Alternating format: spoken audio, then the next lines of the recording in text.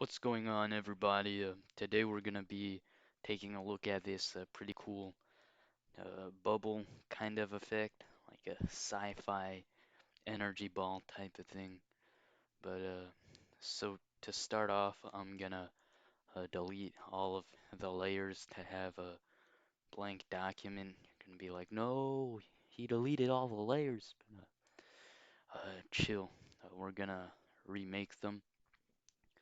So what uh What we're going to be using is Photopea's Fractal Noise plugin. Um, this is a very powerful plugin, and the reason I'm saying this is because I developed it, so want to self-advertise. But if you don't see the plugin here in the sidebar, just come over to Window, More, Fractal Noise, and it'll open that for you. So we have a type that's energy, and obviously we're gonna be wanting to use it for this rather than clouds. I don't want to make a cloud bubble, not today at least. But I'll come over to energy, and then uh, to make this texture a lot less like tiny and clamped up, I'm gonna tune down the bass frequency by quite a lot, something like 0.005 by 0.005. Then I can change the seed if I want. Just find a texture or find the shapes that I like. And then uh, I don't want it to look so detailed and fibrous. So what I'll do is tune down the levels, tune down the octaves to maybe 2. Then I think that looks pretty good for now. So I'll hit add to document, and now we have a pretty nice energy kind of texture. So first thing I'm gonna do is make a square mask of this. Uh, I'll come over to the rectangular select tool, rectangular marquee tool, whatever you'd like to call it. Then I'll just place my cursor in the center of the document and hold Alt and Shift and pull out. That way I have a square selection, just like that. Now I'll make a mask, hit the raster mask button to make that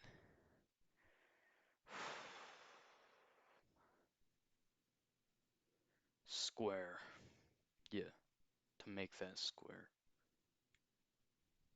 Yeah, so to cut out the texture in the shape of a square, and then what I'll do is convert this to a smart object. And now if I open this smart object, we have a document with just my square texture on it. So I need to apply a spherize to this to make it look spherical, of course. So what I'll do is take this layer, convert it to a smart object. The reason I'm doing this is because I don't want this mask to be messing with anything. If I try to apply spherize right now, you'll see that doesn't look very good. So I'll convert it to a smart object, and this way if I apply spherize, it's just gonna make a nice sphere. Yes. Alright, I'm gonna take my ellipse shape tool and just drag from one corner to the opposite. Now I'll move my texture layer above the circle and right click and hit clipping mask, so that way what I've essentially done is cut out a circle from my texture. Now you'll see that the spherized texture unfortunately isn't perfect, so there are gonna be some edges where we still see red. Uh, but it's fine. We can fix that by just scaling down the ellipse layer, the shape layer a little bit. Like cut off those edges. And then to make the edges a little less hard, I'll also feather the mask.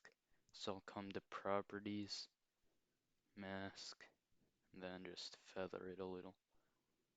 Be like 1 or 2 pixels just of blurring. Alright, so now if I save this smart object and then go back to the original document and scale it down, we're already starting to see a bit of a bubble effect. What I'm gonna do first is hit Control I to invert it so that way instead of having strings of black, those strings are white and the space in between is black. Or it should be black. Right now it's obviously not. It's way too bright, so to fix that, I'll make a new levels adjustment layer, clip it to uh, the bubble, and then just bring down the midtones by a good bit till we start seeing more of this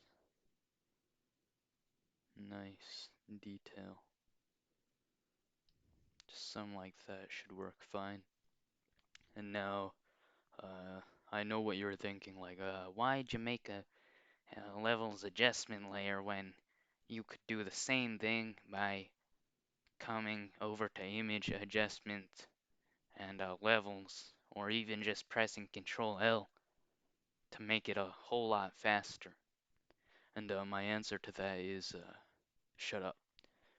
Alright, so we need to add a bit of color to this bubble. Like, I know there's already some color, but I'd rather have it uh, be more tinted towards maybe like an orange color than be like RGB all over. So to do that, I'm gonna make a new gradient map adjustment layer. Again, I'll clip it to the bubble, and then I'll choose a kind of golden yellow color for the highlights, and then a more red, fiery orange color for the shadows. Then I'll change this blend mode to color. That way my gradient map affects the colors and not the luminosities of everything. So now we see that the bubble is solid orange. If that's what you want, that's fine. But I kind of want uh, more fluidity in the color, more variation, as if it's really like turbulent energy. So the cool thing about Fractal Noise is that it does already come with some color. So if we just decrease the fill of this gradient map, we see that some of the original colors stand through, and the orange is more of a tint. That way we have some greens, some reds also, which I think looks pretty cool. And yeah, we have a pretty cool sci-fi bubble. There's a lot more you can do with it from here. For example, to add some more turbulence, uh, I could come over to filter, distort, and wave.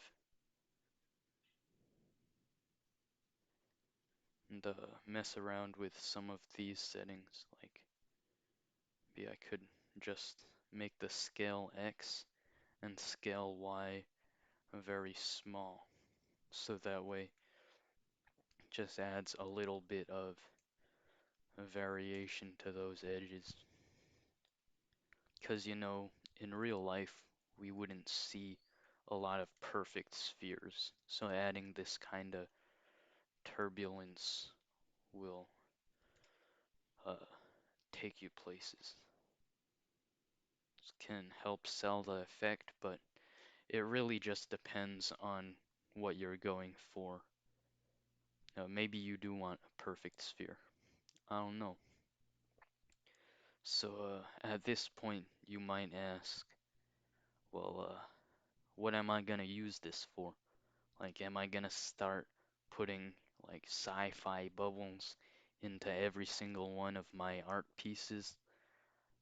The answer to that is probably gonna be no. But I hope that from watching this tutorial, you've learned a lot of techniques, uh, especially with this fractal noise and this colorization. And I hope you'll use those techniques not just to copy my sci-fi bubble effect and use it everywhere, but to come up with some of your own effects. And it's really all about creativity. So that's it for today. I hope you found this tutorial helpful, and hope to see you in the next video.